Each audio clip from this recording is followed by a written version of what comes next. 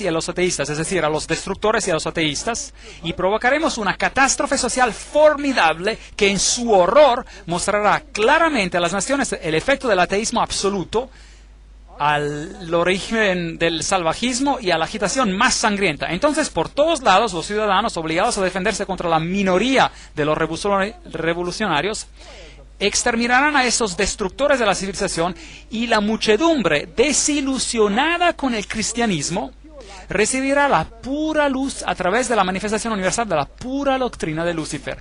La destrucción del cristianismo y del ateísmo, ambos conquistados y exterminados al mismo tiempo. ¡Qué plan ingenioso! Así que usted frota fricción a los dos sistemas que usted crea, uno en contra del otro. Usted crea el ateísmo como una antítesis a la cultura judío-cristiana. Tiene esos dos que chocan hasta que se consumen. Y como conclusión de este proceso, usted conseguirá una nueva orden mundial donde hay una nueva religión, la cual es mucho más exotérica, que en efecto honra a Satanás. ¿No es este un plan bien ingenioso? Bueno, es muy exitoso. Es por eso que Ordo ab Chao es el lema, la frase, si quieren, que la masonería usa. Este es uno de sus documentos. Recuerda que lo fotografié en una logia masónica. Y Weishaupt, el padre del jacobinismo, usted recordará que hablamos acerca de eso en Apocalipsis capítulo 11, y el jacobinismo era el poder que propagó la Revolución Francesa. Hablamos de esto en Apocalipsis capítulo 11, con el ataque a la Bastilla, el triunfo supuesto de la libertad, la diosa de la razón entronada en vez del cristianismo. Así que el cristianismo fue removido y otro reinado comenzó. La monarquía fue depuesta y Luis XVI y su esposa perdieron sus cabezas. La decapitación de María Antonieta, y eso puso un fin a esa monarquía. Luego Robespierre, él dirigió los clubes jacobinos y un reino de terror comenzó, que en su derramamiento de sangre y su violencia es bien comparable a cualquier cosa que hemos visto hoy. El gran filósofo, si desea, de la Revolución Francesa era Voltaire. Ahora, usted puede buscar esos hechos en cualquier enciclopedia británica. Ellos le dirán quién era Voltaire. Él era un jesuita. Ellos dirán, por supuesto, que era un jesuita renegado, rebelde, que dejó la Iglesia Católica Romana para escribir en contra de ella. No. Él solo estaba desempeñando el papel perfectamente. Ellos estaban preparando una antítesis. Usted se acuerda de la promesa que el jesuita hace, que tomaré un rol en uno o en el otro lado del campo y lo haré perfectamente siempre y cuando la Iglesia Madre gane. Bueno, sostener una pluma, es decir, escribir, es estar en guerra. El contrato social, el hombre nace libre y en todas partes él está en cadenas. Un hombre piensa por sí mismo como el maestro de otros, pero permanece más esclavizado que los que realmente son esclavos. Es verdad.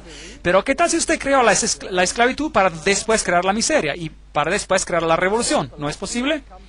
Entonces los filósofos se juntan y escriben una nueva constitución para este planeta llamada Los Derechos Humanos, la Declaración de los Derechos Humanos, 1798. Declaración de los Derechos Humanos. Tenemos el ojo que todo lo ve, de Lucifer. Tenemos la serpiente con la cola en la boca, la serpiente que da vida, la serpiente eterna. Luego tenemos este gracioso pequeño sombrero jacobino por allá, al final de la lanza. Echémosle un vistazo a toda por aquí. Y luego tenemos se llaman fascie, el manojo de varas atadas juntas. Y encima de las fascie tenemos este pequeño gracioso sombrero, que era el sombrero jacobino. Y es así como se veía. Hay una mejor representación del sombrero aquí arriba.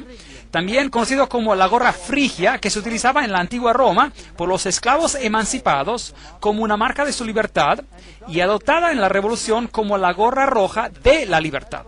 Eso es lo que ellos le dicen, eso es para los Goyim, para los que no son iniciados. Déjenme decirles lo que realmente es. Allí está. Ese es el dios Mitra, y allí está matando el toro, y está usando un perro, una serpiente y un escorpión que agarra las partes más delicadas del toro. y lo está destruyendo con animales impuros. Esta es una guerra contra Cristo. Ahora mirémoslo de un lado. ¿A qué se parece su sombrero? Es el sombrero frigio. Entonces esto es mitraísmo. Y el catolicismo es mitraísmo. El mitraísmo era la religión de Persia. Era la religión de Roma y es la religión de la Iglesia Católica Romana. Hay 7 grados en el mitraísmo. El grado más alto se llama padre. Y luego tenemos una congregación. Ahora, ¿quién en la Iglesia Católica tiene una congregación y se llama padre? El sacerdote, ¿correcto? Y él puede ser un miembro de varios grupos y también pueden los sacerdotes católicos, pueden ser lo que quieran, pueden ser jesuitas, pueden ser franciscanos, pueden ser dominicanos, pueden ser miembros de varias otras órdenes religiosas también. Entonces, Ciro el Grande fue el primero en publicar un manifiesto de los derechos humanos. Ahora, la herida mortal, como habíamos discutido en Apocalipsis capítulo 11, solo para refrescar su memoria, el 21 de febrero de 1798, el Papa Pío VI es destronado por Napoleón, su anillo fue rasgado de su dedo y murió en exilio. Ahora, piensen esto. Si Napoleón era un framasón, entonces él estaba bajo el control ¿de quién? De la orden jesuita. Entonces, ¿quién envió a Napoleón a Roma para tomar el Papa cautivo? La orden jesuita. ¿Por qué? Bueno, he pensado mucho sobre esto. Dentro de la Iglesia Católica Romana hay varias órdenes y no siempre ha habido perfecta armonía. De hecho, la orden jesuita lentamente tomó el control de todas las órdenes. Los caballeros de Malta, por ejemplo, no darían tan fácilmente su control del poder, pero ahora están sujetos a los jesuitas. Los dominicanos estaban cabeza a cabeza con los jesuitas. Por ejemplo, el papado quitó la Inquisición de los jesuitas y se la dio a los dominicanos, y esto creó una tremenda tensión. Y en la Revolución Francesa fue la orden dominicana que fue masacrada, destruida ahí. No los jesuitas, ellos controlaban este asunto. Así que había algunos asuntos dentro de la misma iglesia que tuvieron que ser resueltos también para obtener un control completo de la situación.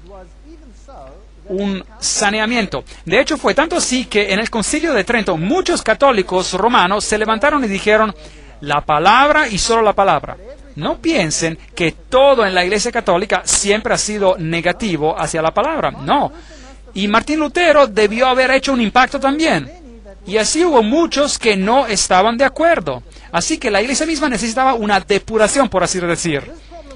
Y luego hubo otro problema. Y este problema era que la Reforma había apuntado a Roma como el anticristo. Ahora, si la Reforma señala a Roma como al anticristo, cualquier movimiento que parezca emanar de Roma será visto con ¿qué? Con sospecha. Entonces, ¿por qué no destruir el papado aparentemente y luego resucitarla y al mismo tiempo depurarla de todo lo que está en completo control de estas organizaciones? ¿Tiene sentido? Eso sería un buen truco. Y luego, cualquier cosa que pase a partir de entonces con el pequeño papado débil sería un descuido. Sería descuidado porque no puede venir de ellos, debe venir de otro lado. Así es como las sociedades secretas funcionan. Trabajan detrás de los frentes y de otros frentes y de otros frentes. Veamos qué pasa. Diciembre de 1804, el Papa Pío VI presencia a Napoleón coronándose a sí mismo como emperador. 1808, Napoleón toma los estados del Vaticano, entonces Roma está disminuyendo. 1848, Mazzini ataca a Roma y el Papa es exiliado. Los estados papales ya no existen. Este poder desaparece. Los protestantes literalmente se relajan, básicamente.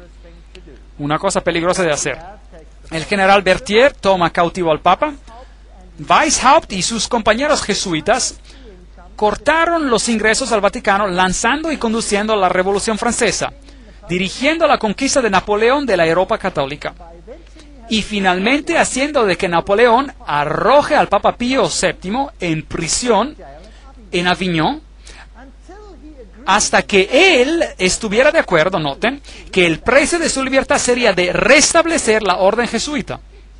había sido prohibida, aún en la Iglesia Católica. Imaginen eso, habían trabajado clandestinamente. Esta guerra jesuita, o quizás había sido prohibida a propósito para que parezca que hubiera una guerra, esta orden jesuita. Uno nunca sabe, porque esas personas son extremadamente buenos mentirosos. Pero esta es la historia, esto es lo que pasó. Esta guerra jesuita en el Vaticano fue terminada por el Congreso de Viena y por el Tratado de Verona secreto en 1822. Ahí está la cita. Todos los que les digo tienen una cita, no estoy inventando nada. Después de que el Papa Pío fue liberado de la prisión de Napoleón, él formalmente restauró la orden jesuita con una bula papal.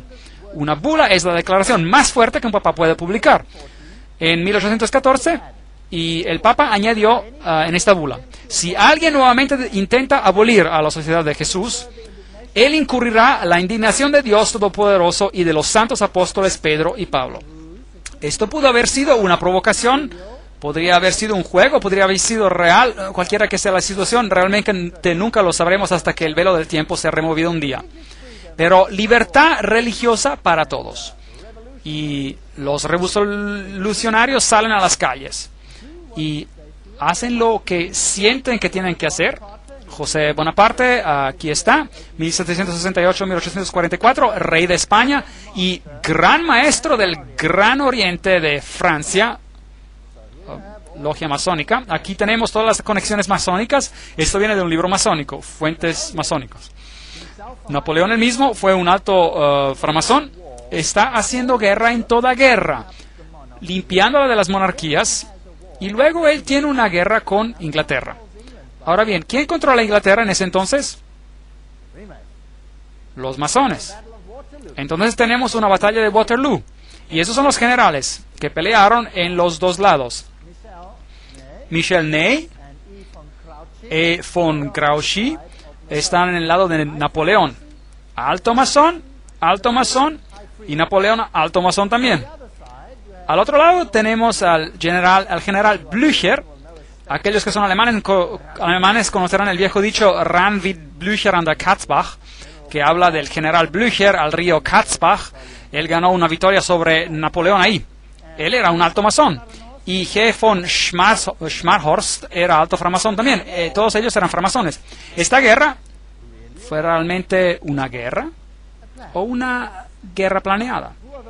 Ahora, ¿quiénes son los orquestadores de la Primera Guerra Mundial? Bueno, ahí está, Kaiser Wilhelm I, ¿qué tiene puesto? Esto viene de un libro masónico, él tiene su mandil masónico puesto, él es un alto masón, es lo que era. Aquí está Kaiser Friedrich el Grande, allí está, con su regalia masónica, de un libro masónico. Están orgullosos que todos estos reyes eran todos framasones. Entonces, toda la situación de la guerra es planeada por framasones, quienes están siendo controlados por ¿quiénes? Por los jesuitas. Ahora, rápidamente echemos un vistazo a América. Aquí está este gran edificio, el Capitolio. Allí está la piedra angular del fundamento y dice, puesta masonamente el 17 de septiembre de 1932. Ok, en ese tiempo América ya estaba controlada por la masonería. Por supuesto, las personas están totalmente inconscientes. Las instituciones continúan como antes, pero todas están siendo infiltradas. Si mira a la arquitectura, las águilas, el simbolismo, todo lo que tenemos acá es adoración del sol. Tenemos al mitraísmo ilustrado aquí. El plano de las calles de Washington es masónico. Tenemos a la cabra al revés de Méndez en el plano de la calle. Luego tenemos el compás y el juego de reglas. Y todo está en bloques de 13. Y el templo masónico está en la calle 13, etcétera.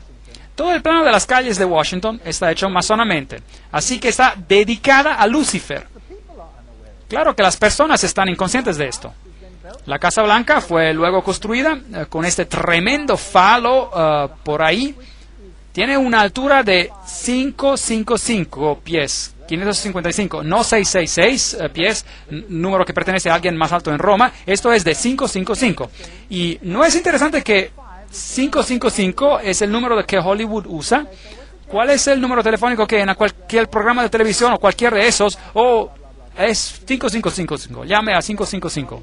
¿Alguna vez ha escuchado eso? A propósito, Hollywood es la madera que ellos usaban para hacer la vara de las brujas. Así que está dedicado a Lucifer, es brujería. Pero eso es solo al lado del punto. Aquí está el falo, ¿Quién puso estas fundaciones? Los masones. Entonces preguntémosles lo que